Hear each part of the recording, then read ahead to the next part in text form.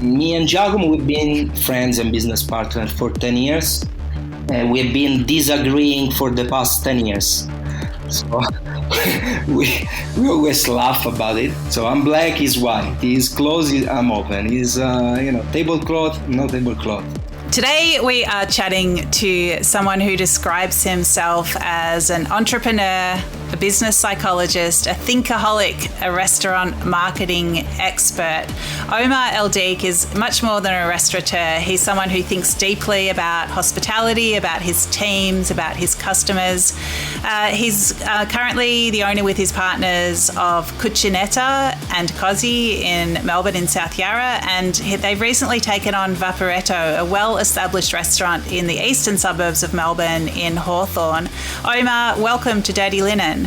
Thank you very much, Dani. Welcome. Thank you. It's lovely to have you on the show. We've been in touch a lot over the past few COVID years. It's obviously been a really tumultuous time, but out of it, you've come in and bought another restaurant. Tell me about the suite of businesses that you own.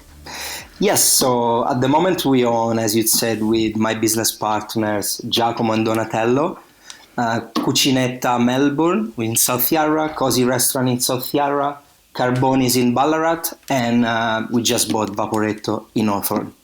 Oh yeah, I even forgot about the Ballarat. You're not just a Melbourne group. Yes, we're trying to expand our operations, let's say. So, I mean, tell me what it is that drives you to expand, to take on more. I think we are crazy. No, I'm joking. It's just, what we were born for. We just love hospitality. We love people. We love the industry. Giacomo and Donatello come from a restaurant family. Their father was an executive chef for 20 years for a big hotel chain. I don't come from a restaurant family, but, with them and for the love of the industry, we just connect each other. And, we just like being challenged, honestly. And tell us about your background. What did you do in Italy and what drove you to move to Australia? Yes, I arrived in Melbourne 10 years ago when I was 24. Just because I wanted to improve my English skills. I'm still going, but I finished my study in languages, and I was working in a few restaurants, hotels, but not much of an experience. And then I wanted to come to an English speaker country. Not USA, not England because it was too close, not South Africa, and then I decided for Australia. And when you came here, you worked at Cafe e Cucina, right, which is a really iconic restaurant that really, I suppose, kicked off something in Melbourne, that sort of energy, that bustle, a real place, that people adopted as their own lounge room in a way. Like, what was it like to go to Cafe e Cucina? Absolutely. I arrived in 2012. It's funny because on first day of my shift, I met my business partner, Giacomo. So first day he was at the bar, I was polishing the glasses, and we just clicked straight away.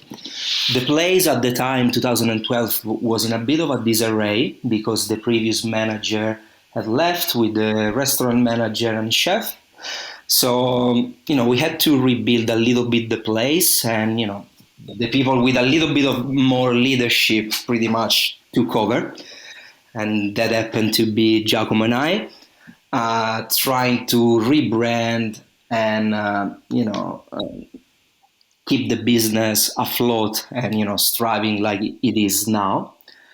I remember, Dani, after a couple of years that we were, I'll tell you a funny story, after we were managing the place, we think we were doing good. You came in and done a review to us, which it was a negative review, but it was a very learning experience. So basically one of the guys pretty much didn't do the service that we were supposed to do.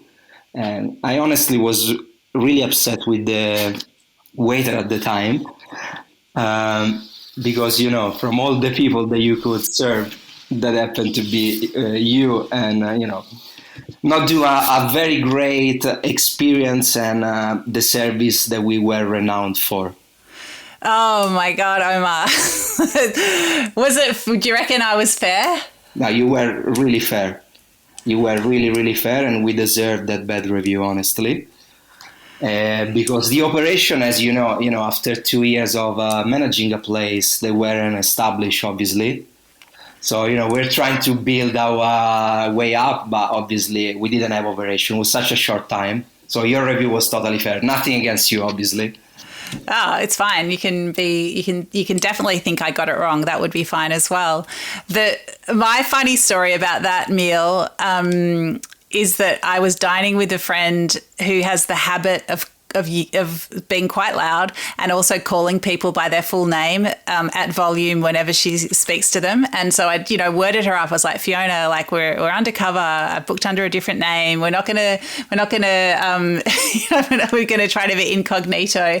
And then we were seated upstairs, and I remember walking I think down the stairs, and she yelled behind me like, "What do you think of this, Dani Valent?" And so I was like, "Fiona!" That is the funny thing of hospitality. You can try to be as spotless as you can, but unfortunately sometimes you make mistakes, and most of the time mistakes are in the operations. So great feedbacks like that will help you to improve, and if you want to improve, obviously. Yeah, well, I think it does take a certain mindset or humility to be able to take on criticism. And I guess, you've written on your LinkedIn, and I don't know anything about this. You've written a document, Hospitality Psychology of Sales, a training tool. I mean, tell me about that. You're obviously, someone who, hospitality is a very conscious business for you. You're not just running through the motions. Tell us about this psychology that you bring into your businesses. So basically, our approach to hospitality has always been a psychological approach. That's how we train all our staff, because when people come in, you actually get to experience the most successful people and everyday people and everybody when they are off guard. It's easy to do, when they are not in a restaurant. We are all, if we are in business or in other stages of life, we are all a little bit on guard. While in a restaurant, if the server is good, the atmosphere is well, people get to relax. So when they're relaxed, you starting to get to know them and to see how they move, their patterns. And, after many years in the industry, the patterns are always the same, because we are human beings and we are all the same in a sense. And so that the psychological approach really helped our business to grow in many ways. Giacomo and I, to give an example, we bought Cucinetta in 2017. So after 5 years that we were at Caffè Cucina, the place was beautiful, coffee style cafe, beautiful vibe, but not really quite what we wanted. So we wanted to turn the place in a boutique Italian restaurant. First year we were just two young guys, very passionate and, approaching the business with lots of passion, but very few, a little bit of business experience because of the previous job, but no marketing, psychology, and business and accounting skills. So first 5 months, we think we were good. First 5 months, lunches empty. Nobody was coming in. And we look at each other and say, wow, what's going on? So it was a bit of a shock, but we said, let's take out a business loan of money that we didn't have and invest in it in ourselves. So we took out this loan. We went to USA, pretty much in every capital. We started doing this business, marketing, finance, Tony Robbins, psychological courses. And After that, our business really exploded. Cucinetta became number 2 on TripAdvisor. Marketing-wise, we reached over 2 million views on Facebook. We're talking about a 29 square meters place when nobody was doing pretty much advertisement for restaurants. Now it's a little bit more level, the game. That was the story of our psychological approach. And really, that's so interesting, because I mean, so many people would be like, okay, you know, we've got to change the food, or we've got to change the wine list. But the food we knew was great. The food and wine we knew was great. We knew the service was great. We just couldn't quite catch it. What was the problem? And because we didn't have any experience in marketing, business, accounting, but more marketing and the psychological level. And pretty much everything changed after that, honestly. So, I mean, what does it actually mean? Like, what do you transmit to your teams? Like, how do you look at the room? Like, what actually are the practical things that you do? Basically, the training that we do is on the person. So lots of body language, which is the most powerful tool. I know we all know about body language, but if we really start focusing about body language in a restaurant, is actually the person that gives you a lot of tells. An example, if they are seated in a strange position, looking at the door, the customer is not comfortable. He's never gonna give you the best. He's never gonna spend. He's never gonna be happy. If the atmosphere is not there, you need to feel the atmosphere, because you can have the best food in the world, and the best service, but if the atmosphere is not there, is a problem. We actually train our staff sometimes to, I call it manufacture atmosphere, because it's very easy to have an atmosphere when the place is full. Unfortunately, our businesses have never been full from day one. Now, yes, but not at the beginning. And so we had to try all the tricks. So manufacturing atmosphere, for example, putting the right music, putting the right lights, seating people in a sense where the restaurant looks busier than it is to the customer and to the outside world of the customer. Because for any business, the problem is not retaining customers, especially small businesses. The problem is actually get them through the door. And this is the biggest challenge probably of being a small business owner. So when you've got the customer that comes in and they're like hunched over, looking at the door, you get the sense that they're not feeling comfortable. What do you do? First, we let them smile, because the approach, the first 4-second rule approach is true. So we need to break the ice with these people. You can't just be cold eyes and, they're not like, especially nowadays, people can eat wherever they want. The food, more or less, is very good everywhere. You can like it or not, but it is. And why? I always ask my staff, why these people should give us money and pay our wage? And, it's a really great question, because it lets them understand a little bit more about the person and why they should be in our restaurant. So they should be in our restaurant because we go the extra mile. We care about them. The atmosphere is fantastic. The food, of course, needs to be top notch, but then the service, the atmosphere, understanding the customer at a psychological level is very important. An example, a customer had a bad day, and when they sit down after a bad day and they just do, I always ask my people, what does it mean? This is a big tell. They say, he doesn't want to talk. He had a big day. So give him something. And sometimes, the approach is, no, would you like some sparkling water, some still water? He doesn't want to talk to you. Sir, 1 Negroni? Thank you so much. And, 9 times out of 10, the approach is correct, and at a psychological level, you understand the customer. and the customer understand that you understood him. It's kind of a poker game. Yeah, it's really interesting. I mean, obviously, you're running a business, so it's great to have customers. It's great to have people who feel like spending. But I sense that there's more to it for you from a human level. Like, what is it that you get as a person from these emotional connections and creating these pathways for people to feel better? Dani, for me, at a personal level, is everything. I really get fueled by our customers, honestly. That's why during COVID, I was feeling really miserable. From a person that is in contact with almost 2,000 people a week, to go to nothing, you're missing your petrol, you're missing your fuel.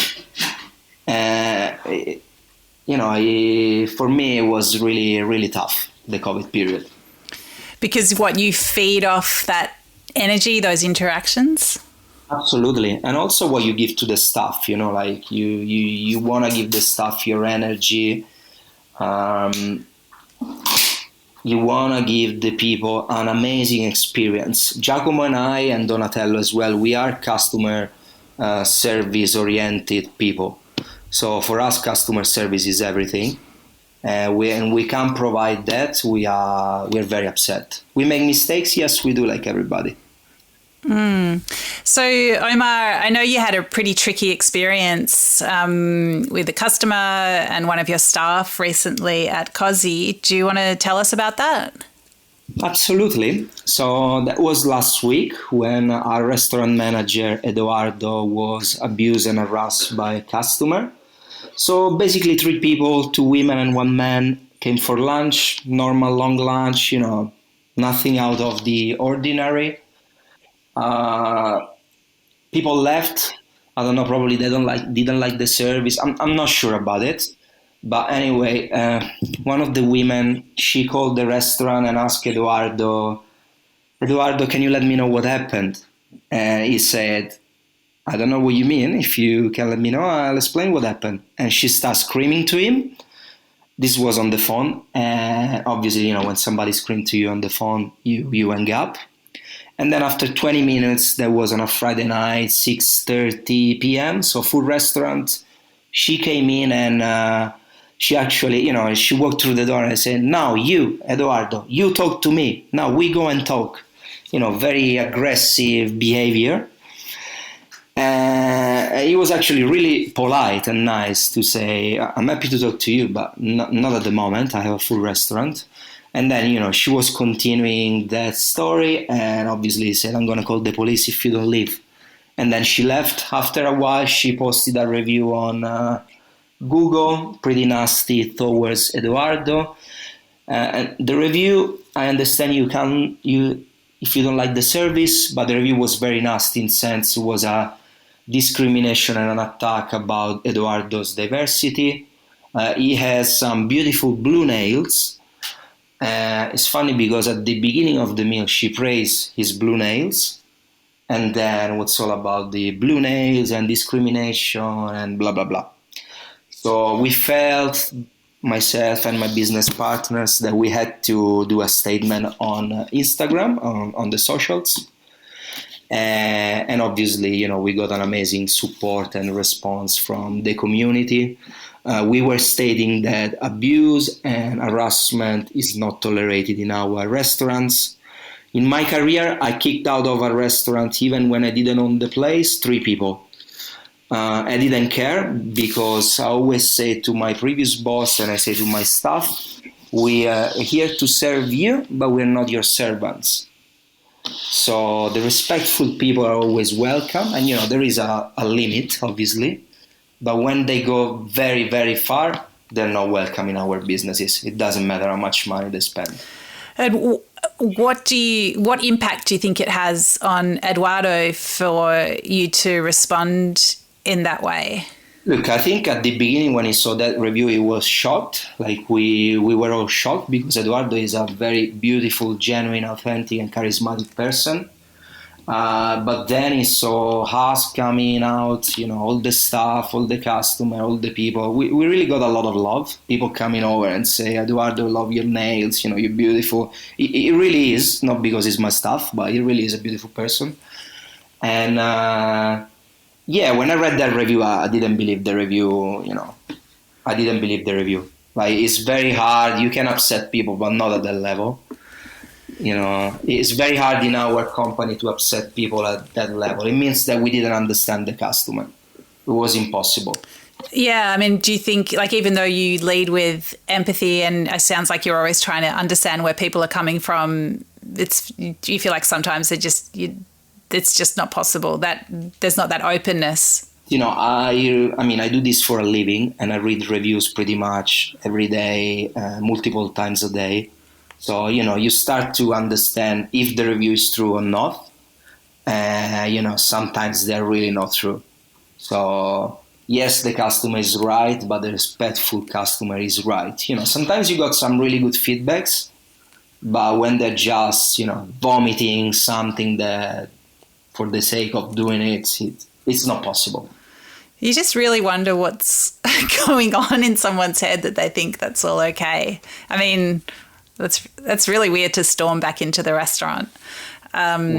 We live in a strange world, as you know. This episode is proudly supported by Montague, handpicked for you. So the eating experience of our plums is sweet. That's a primary driver. It's got to be sweet, but it's also got to have enough acid, because the mix of acid and sugar is what gives fruit its flavour. And in a plum, it tends to be slightly higher acidity. And then a really nice, full, not dry, but juicy explosion of juice into your mouth as you bite into it. That's nirvana for us in terms of plum. For more information, go to montague.com.au. Let's pull back a little bit and talk about the state of the industry. What do you think is going well at the moment, and what needs to change? Look, I'm very happy that after COVID, a lot of people have realized that, especially restaurateurs or people in the industry, has realized that they cannot underprice themselves just for the sake of underpricing. And because, before was a different world, and I'm talking about 2 years ago. Moving forward 2 years, I was just reading an article today that inflation has reached the level of 1980s levels. You need to adapt, like businesses need to adapt. And before, the problem was that, from my study in accounting and finance, the small business owner, if somebody's called small business, there is a reason, because sometimes, most of the time, there is some lack of skills there. And the lack of skills, especially when running a business, is also about not understanding, profit and cash. I got zero profit, but cash in the bank. I got a lot of cash, but no profit. And sometimes, especially in a small business world, people work a lot of hours. Let's say in a comparison, couple of people, two friends, husband and wives, they work 100 hours a week, and they pay themselves for 40. So at the end of the day, they saw a big chunk of profit and says, oh, wow, this is all the profit that we made. No, you didn't make the profit because you work for 5 people, actually. But if you don't understand that, obviously you're going to underprice yourself on any other level, at the level cost, on a wine by the glass, on pastas and everything. And that's why, when you have moments like COVID, when nobody was prepared for it, obviously, business is shut, because they weren't prepared before. So sometimes I'm very happy that the industry is realizing that things cost a lot, especially now. I'm very happy that wages have increased a lot, because when I arrived 10 years ago, not in Caffè Cucina, in another previous job, I won't mention where it is and what it is, I was being deeply underpaid, probably earning $12 an hour. And now the wage cost triple, because at least you have people earning at least minimum $30 plus an hour. And the price of a pasta hasn't really changed that much, because 10 years ago, I remember, it was like $36, and now it's probably $39. So you really need to start pricing your things well to survive. The customer are starting to understand that, because, sometimes I read reviews and you see, this is overpriced. But what does really mean to be overpriced, and what really is not overpriced today? Yeah, well, I think at the start of COVID or all the way through, I think there was this thinking that it was going to be a bit of a shakedown, and those businesses that weren't operating, I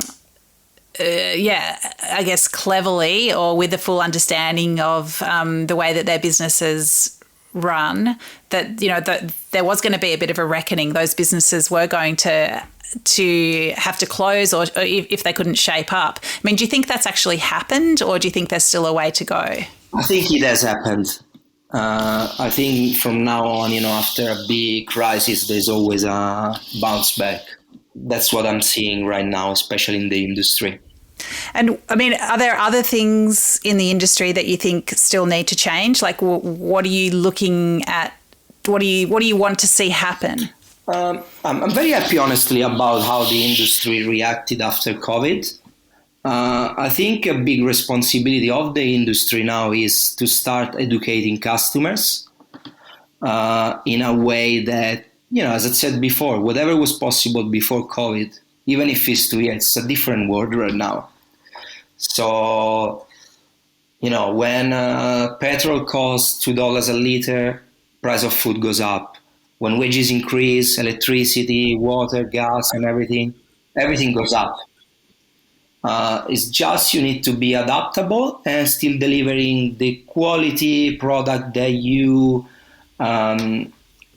think it is quality at the price that a consumer is willing to pay.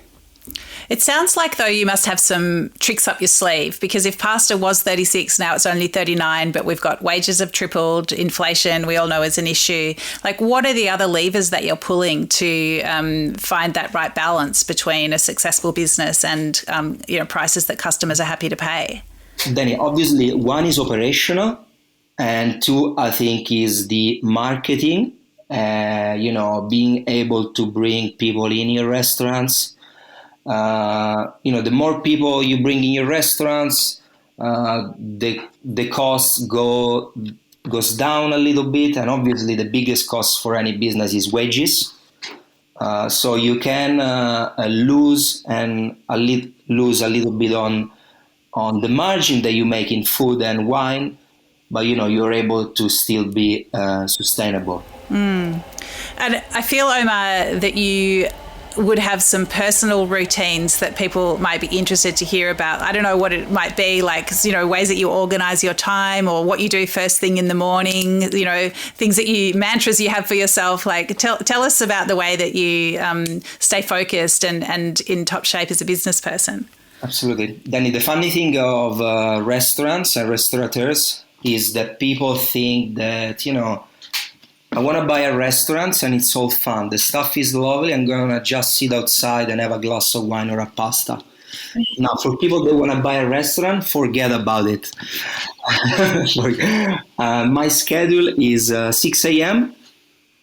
I'm running 9 different social pages. So 3 Instagrams, 3 Facebooks, and 3 TikToks for 3 restaurants. First thing in the morning, I go to the gym. And then I probably have between 500 and 600 phone interactions between WhatsApp and emails and whatever, plus few meetings with the staff, and eventually at the moment working on the floor. Now our operations are growing a little bit, so I'm trying to still not be on the floor as much as I was before, because we are setting up some bigger operation in the back office. But yeah, my day finishes at 12 a.m. So it's 6 a.m., 12 a.m. And do you reckon that's sustainable?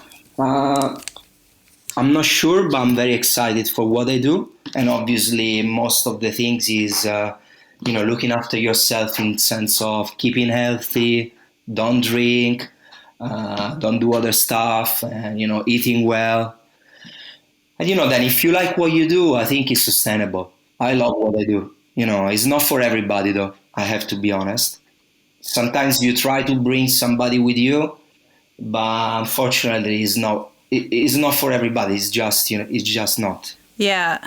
It sounds like you're so lucky that you met your business partners early, and you must be very compatible. And I suppose, do you bring different things to the business?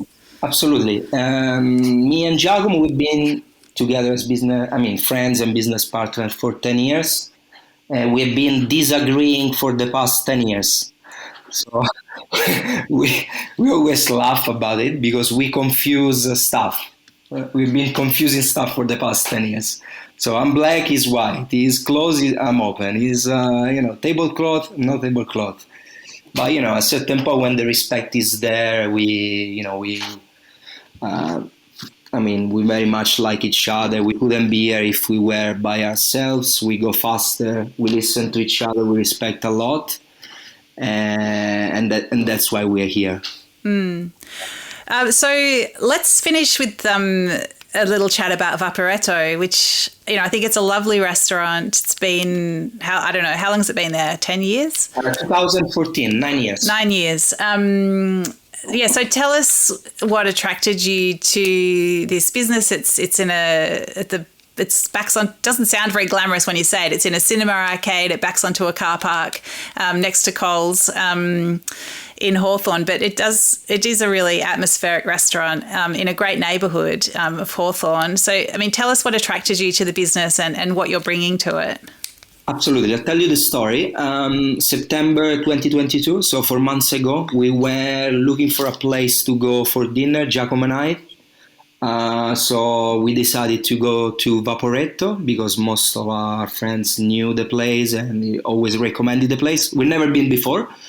Walk in, and the person that was at the door straight away recognized us and said, "Are you buying the place?" Now, we were shocked because we actually went for dinner. We didn't even know anything about it. We really went genuinely for dinner. Then we had dinner. We said, "No, is it for sale?" So we asked. And then, we went on with the dinner. Food was amazing. Atmosphere fantastic. Greg, the chef, which is still with us, was amazing. Everybody came. So we had an amazing experience, honestly. And I said to Jao when we left, this was probably the best hospitality that we have received in Australia in 10 years. It was a big statement, honestly. Huge statement. Yeah, and we go out in many places. So it was amazing, really. Then we texted our business broker, Steven Mustafa from Link, and we said, the manager just said that. He replied straight away and he said, "It's funny because I'm actually meeting with the new owners, a lovely couple that I had it for a year. They want to sell the place." I said, "Wow." And, when it's meant to be, it's meant to be. And he sent through some materials and, we read their induction manual, and I thought to Giacomo, we actually implemented something straight away from their induction manual. We thought we could have written that induction manual ourselves, regarding the attitude, the code of conduct, lots of things.